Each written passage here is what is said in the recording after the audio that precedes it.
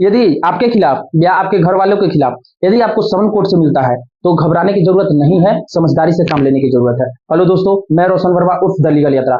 आपको मैं कानून की जटिल से जटिल भाषाओं को आसानी भाषा में समझाने का ट्राई करते रहता हूँ। आज हम बात कर रहे हैं कि जब भी कोर्ट से समन आती है तो हमें क्या करना चाहिए।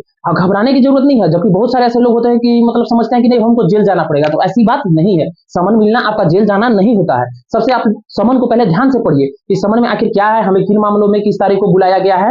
यदि समन आपके खिलाफ है यानी कि उसमें अभियुक्त आप हो या आप हो, तो एक चीज का हमेशा ध्यान रखना कि आप कभी भी बिना एडवोकेट के जो है वहां पे प्रेजेंट मत होना, क्योंकि कुछ भी वहां पे हो सकता है।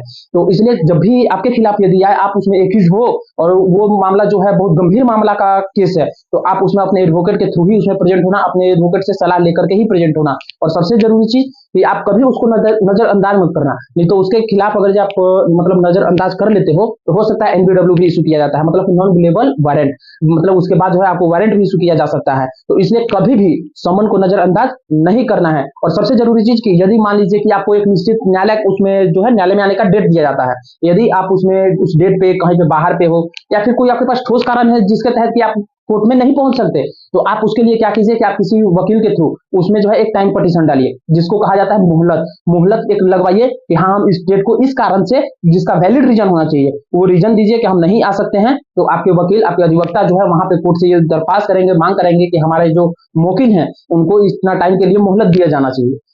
लेकिन एक बात याद रखिएगा कि कभी समन को नजरअंदाज नहीं करें। और समन मिलना मतलब आप अपराधी नहीं हो, आप अपराध नहीं घोषित आपका हो जाता है, तो ऐसा नहीं है कि आप अपराधी बन जाते हो समन के मिलते ही और या फिर आपको जेल जाना पड़ सकता है, ऐसा कुछ नहीं है। रियलिटी जो था मैंने आपको बता दिया। ऐसे ही मतलब कि जटिल से जटिल भाषा को आसानी भाषा से समझने के लिए द लीगल यात्रा को फॉलो कर ले और अपडेटेड रहे। धन्यवाद।